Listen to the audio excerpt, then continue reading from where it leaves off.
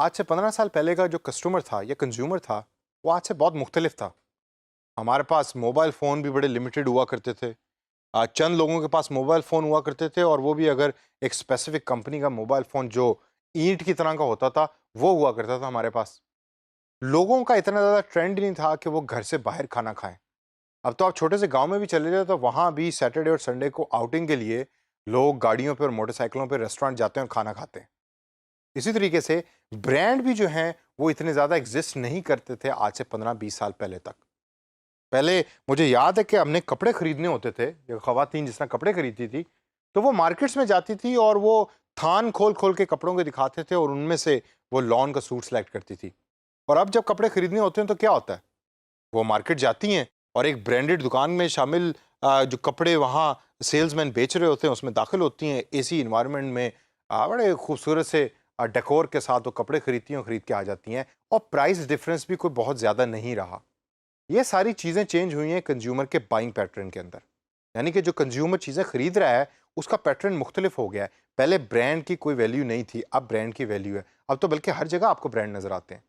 पहले लोग घरों पे खाना खाते थे, अब बाहर ज़्यादा खाना खाते हैं। क्यों? क्योंकि उसको एंटरटेनमेंट के ज़ुमरे में लेते हैं। तो जिस तरह मार्केट के ट्रेंड चेंज हो रहे होते हैं और कंज्यूमर चेंज हो रहा होता है, उसी तरीके से कंपनी को भी अपने आप को चेंज करना होता है। इस सेशन के अंदर हम थोड़ी सी बात करेंगे डिसीजन मेकिंग प्रोसेस के ऊपर। सबसे पहले मैं आपको बताता हूं कि जो ट्रेडिशनल डिसीजन मेकिंग प्रोसेस है वो क्या था। It always started with problem recognition, यानी कि जो थ्योरी हमें बताती है वो ये कि जो कस्टमर है वो सबसे पहले प्रॉब्लम को रिकग्नाइज करता है कि मुझे ये प्रॉब्लम है जिसका मैंने सोल्यूशन ढूंढना है। फॉर एग्जांपल, मेरे पास पैसे हैं, मैंने गाड़ी खरीदनी है, तो मेरी प्रॉब्लम क्या है कि मुझे एक अच्छी गाड़ी चाहिए। क्यों? क्योंकि मुझे एक जगह से पॉइंट ए से पॉइंट बी जाना है। जब कस्टमर ने प्रॉब्लम को रिकग्नाइज कर लिया तो अगला स्टेप आता है इन्फॉर्मेशन सर्च का। यानी कि मैंने ये तो रियलाइज़ कर लिया कि मुझे गाड़ी चाहिए, अब मैं गाड़ी की इन्फॉर्मेशन सर्च करता हूँ। मैं अगर लाहौर का एग्जांपल लें तो मैं जेल रोड पे जाऊँगा, वहाँ जाके गाड़ी को सर्च करूँगा। ऑनलाइन हो सकता है इन्फॉर्मेशन को मैं सर्च कर रहा हूँ। तो this step calls information search. तीसरे स्टेप के ऊपर एवेल्युएशन ऑफ ऑल्टरनेटिव्स का स्टेप आता है। यानी कि अब आपने इन्फॉर्मेशन सर्च ये की कि आपके पास 3, 4, 5 किस्म की गाड़ियाँ हैं जो आपके बजट में सूट करती हैं आपको। अब आपके पास डिफरेंट ऑल्टरनेटिव्स आ गए। अब ऑल्टरनेटिव्स के बारे में आप क्या करते हैं, यानी ऑप्शंस के बारे में आप क्या करते हैं? आप जाते हैं, जाके अपने दोस्तों से पूछते हैं कि भाई सुजुकी की ये गाड़ी ज़्यादा बेहतर है या होंडा की ये वाली गाड़ी ज़्यादा बेहतर है? जैपनीज़ गाड़ी ज़्यादा बेहतर है या पाकिस्तान में लोकली असेंबल्ड गाड़ी ज़्यादा बेहतर है? कौन सी गाड़ी मुझे खरीदनी चाहिए, ये मेरा बजट है। उसके अंदर आप इवैल्यूएट कर लेते हैं और इस इवैल्यूएशन के बाद अगला स्टेप आता है परचेज़ का, कि जिसके अंदर एक्चुअली आप प्रोडक्ट को परचेज़ कर लेते हैं। और लास्ट में आफ्टर परचेज क्या होता है? Post purchase behaviour. अगर आप खुश हैं उस गाड़ी से तो आप वर्ड ऑफ माउथ जनरेट करते हैं, आप लोगों को बताते हैं। आपका दोस्त आपको साथ लेके जाएगा कि भाई आपने ये गाड़ी खरीदी, आपको इसका एक्सपीरियंस है, तो मुझे भी ज़रा ये गाड़ी खरीद दें। ये पूरे का पूरा है ट्रेडिशनल डिसीजन मेकिंग प्रोसेस। लेकिन जिस तरह डिजिटल एनवायरनमेंट ने और डिजिटल टेक्नोलॉजीज़ ने हर चीज़ को चेंज कर दिया है, इसी तरीके से कंज्यूमर पैटर्न को भी चेंज कर दिया है। आजकल तो मैं जब जेनेरिक क्लास पढ़ा रहा होता हूँ यूनिवर्सिटी में तो मैं देखता हूँ कि स्टूडेंट्स के पास शायद खाने के पैसे नहीं है लेकिन 1.5 लाख रुपए के मोबाइल फ़ोन ज़रूर हैं हाथ में। और जब मैं अपना टाइम अगर याद करूँ, जब मैं कॉलेज में था तो शायद मेरे पास हमारी पूरी क्लास में 2 लोगों के पास मोबाइल फ़ोन होता था जिसको हम सारे शेयर किया करते थे। तो डिसीजन मेकिंग प्रोसेस पे डिजिटल टेक्नोलॉजी का किस तरीके से इफेक्ट आया है, आइए ज़रा थोड़ी सी उस पर नज़र डालते हैं। सबसे पहले तो डिजिटल टेक्नोलॉजीज़ की वजह से information search is massive now. अब आपने गाड़ी की एग्जांपल में ही अगर इस चीज़ को फिट करें जो मैंने आपको पहले दी थी, तो आप जब गाड़ी खरीदते हैं तो आप पाक व्हील्स पे भी देखेंगे, आप ओएलएक्स पे भी देखेंगे, पाकिस्तान के कॉन्टेक्स्ट में अगर मैं बात करूं, आप यूट्यूब पे जाकर उस गाड़ी की वीडियोस भी देखेंगे और आप इसके अलावा जो फोरम्स बने होते हैं, ब्लॉग्स बने होते हैं, उस पे भी आप चीज़ों को सर्च करते हैं और देखते हैं। आप अक्सर ये भी देखते हैं कि इस गाड़ी की माइलेज कितनी है, वो बेशक यूके की किसी वेबसाइट पे पब्लिश हुई हो। फिर इस सब के बावजूद आप ये भी देखते हैं कि क्या इस गाड़ी के पार्ट्स अवेलेबल हैं पाकिस्तान में, अगर पाकिस्तान में जी तो ओवरसीज़ में ये पार्ट्स कहाँ से लेकर आ सकता हूँ। तो ये हो गया कि इंफॉर्मेशन सर्च बहुत मैसिव हो गई है और ये कंज्यूमर डिसीजन मेकिंग प्रोसेस को चेंज कर चुकी है। दूसरा पॉइंट है कि you are comparing everything, not just the competitors.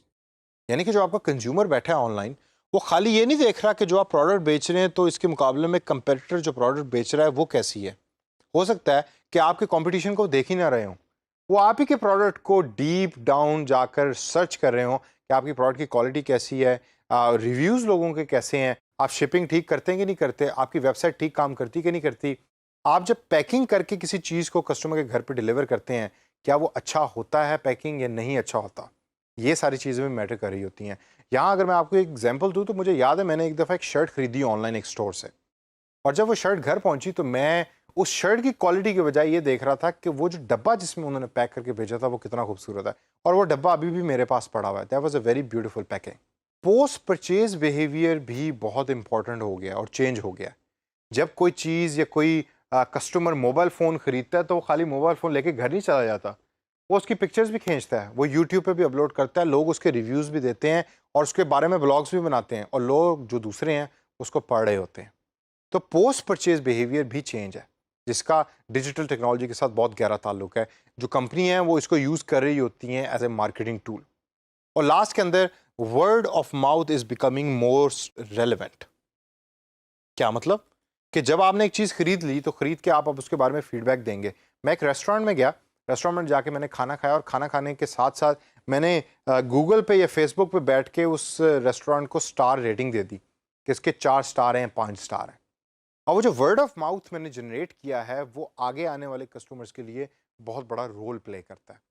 इसकी सबसे बड़ी एग्जांपल आपको मिलती है कि आप में से अगर कोई ओवरसीज़ कभी ट्रैवल करें, विद इन पाकिस्तान भी ट्रैवल करें, तो जो ऑनलाइन बुकिंग की वेबसाइट्स हैं उसमें आप सबसे पहले देखते हैं कि इस होटल की रेटिंग क्या है, और अगर 8 से कम की रेटिंग है तो ज़्यादातर लोग उस होटल में रहना पसंद नहीं करते। तो वो वर्ड ऑफ माउथ का बहुत बड़ा रोल उसमें आता है। और दोस्तों, इस सेशन को ख़त्म करने से पहले last and most important thing, आपके कस्टमर को एडवर्टाइजिंग का अब पता है। Customers know advertising now. पहले नहीं पता होता था, पहले वो देखते थे प्रोडक्ट आ गई, ये गोरा करने वाली क्रीम है तो ये गोरा ही करती होगी तो जाके खरीद लो। अब चूंकि ऑप्शंस इतनी ज़्यादा है, इंफॉर्मेशन सर्च इतनी ज़्यादा हो रही है, तो कस्टमर्स दे नो एडवर्टाइजमेंट, कि वो कैसी एडवर्टाइजमेंट है, प्रोडक्ट ठीक है या नहीं, इन तमाम चीज़ों का कस्टमर्स को अब पता है। तो जो कस्टमर के पैटर्न है उसको जहन में रखिए। एज ए फ्रीलांसर भी आपको हेल्प आउट करेगा, एज ए डिजिटल मार्केटर भी आपको ये हेल्प आउट करेगा, और एक अच्छी कंपनी बनाने के लिए एज एन एंटरप्रेन्योर भी कंज्यूमर के पैटर्न्स और मार्केट के ट्रेंड्स ये आपको बहुत हेल्प करेंगे।